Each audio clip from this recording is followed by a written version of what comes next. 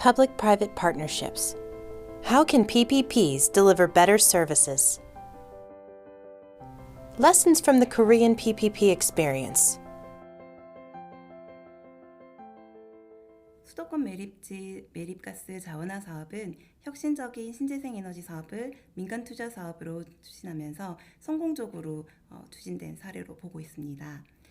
한국은 1992년부터 수도권 지역에서 발생하는 그 폐기물을 하루 평균 2만 톤씩 이 수도권 매립지에 매립해 왔는데요. 그에 따라 메탄 등의 유해 물질이 발생되면서 그리고 심한 악취가 나는 등 그 환경 오염 문제가 이제 발생하기 시작했습니다. 그에 따라서 환경부는 매립가스를 포집하고 발전해서 환경오염도 줄이고 대체 에너지를 생산할 수 있는 매립가스 자원화 사업을 구상하게 되었는데요.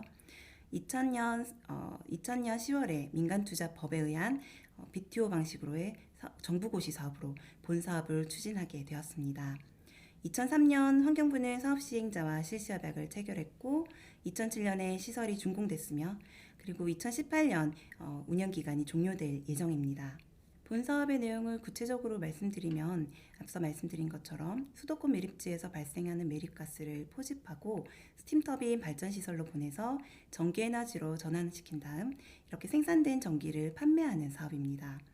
발전시설의 규모는 50메가와트 정도이고 이는 약 18만 가구에 전력을 공급할 수 있는 수준입니다. 본 사업 시설을 건설하기 위해서는 약 950억 원의 투자비가 필요했는데요. 오로지 민간의 자본으로만 투자비를 투입했고 대신에 민간은 11년간의 관리 운영 기간을 부여받아서 이 시설을 관리 운영하며 전력 판매를 통한 수익을 회수해가는 구조로 계획된 것입니다. 한국 정부는 본 사업을 민간 투자 사업으로 추진하면서 예산의 투입 없이 사업을 적게 추진할 수 있었고 매립지 주변의 환경 오염을 줄일 수 있었습니다. 그리고 이렇게 단순 소각하던 그 매립가스를 발전 연료로 사용함에 따라서 경제적으로는 연간 약 400억 원의 에너지 수입 대체 효과를 가져온 것으로 추정하고 있기 때문에 한국 정부는 본 사업을 통해서 얻은 성과가 굉장히 크다고 평가를 하고 있습니다. MRG 즉 최소 운영 수입 보장 제도는 본 사업에만 국한된 것은 아니었습니다. 한국 정부는 1994년 민간자본 유치 촉진법을 제정하고 민간의 참여를 많이 기대했는데요. 그 사업의 그 위험에 대한 우려도 컸고 1997년 외환 위기를 겪으면서 민간의 시장은 굉장히 위축되어 있는 상황이었기 때문에 민간의 관심을 크게 받지 못했습니다. 그래서 1999년에 처음 도입된 이 최소 운영 수입 보장 제도는 사업에 대한 위험을 정부가 부담하겠다는 취지였고 그리고 민간 투자 사업의 활성화를 위한 한국 정부의 정책적인 방향에 따른 것이었습니다. 이 MRG 최소 운영 수입 보장 제도는 사업의 특성에 따라서 그 특성이 가지는 그 위험 정도에 따라 보장의 크기 그리고 수준, 방법 등이 굉장히 다 다릅니다.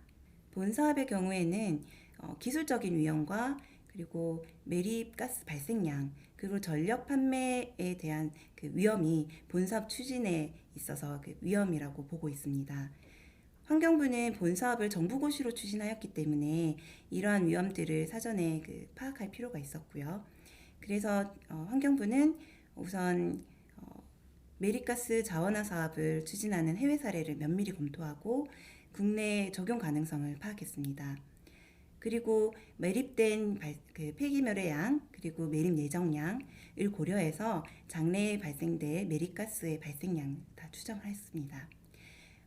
그리고 그 전력 판매 수입에 대한 그 위험도를 좀 환경부가 분담하기 위해서 최소 운영 수입 보장을 제공하게 된 것입니다.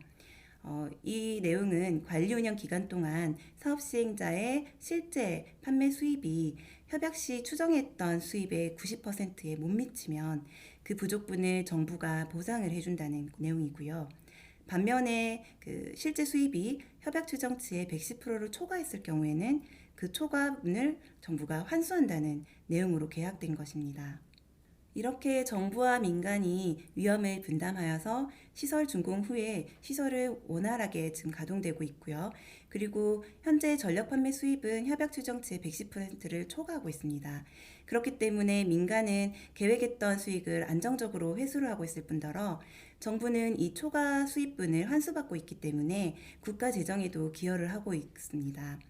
그래서 지금 본 사업에 대해서 위험 분담은 좀 적절하였다고 평가를 하고 있고요. 그리고 재무적으로도 굉장히 성공적인 사업이라고 평가를 하고 있습니다. 한국의 민간 투자 사업에서 특히 BTO 사업의 경우에는 그런 말씀하신 그 계약 관리가 성공 요인의 핵심은 사실 아닙니다. 한국의 민간 투자 사업에서 이 BTO 방식으로는 민간이 건설에서 운영까지 모두 책임지는 구조이기 때문에 민간은 사업시설을 운영하면서 회수하는 수익 또한 민간의 몫입니다. 따라서 민간은 건설과 운영에 기술력을 발휘해서 계획한 수익을 창출할 수 있도록 최대한 노력을 해야 하는 구조입니다. 따라서 BTO 사업은 그런 계약 관리가 우선이 아니라 사업을 추진하기에 앞서서 사업의 타당성을 확인하고 그리고 수요나 수익 구조 등 그 재무성 검토를 수행하는 것이 사업의 성공을 위한 필수 조건이라고 보고 있습니다.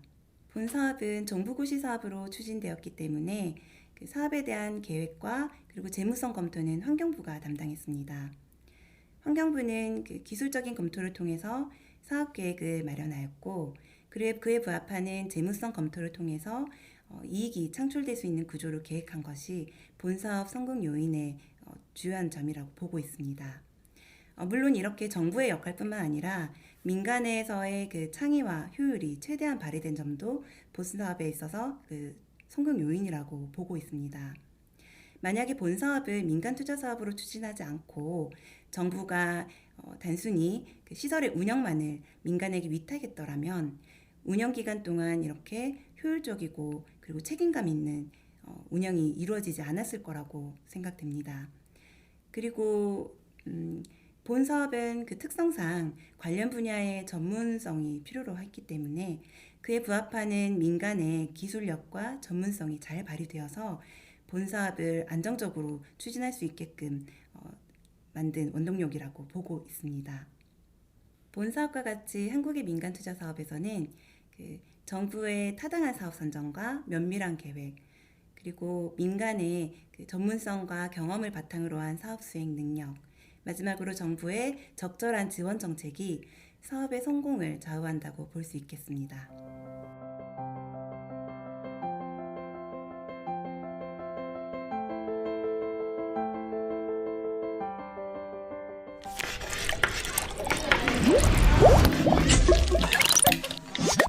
This has been an Open Learning Campus presentation brought to you by the World Bank Group, accelerating solutions through learning.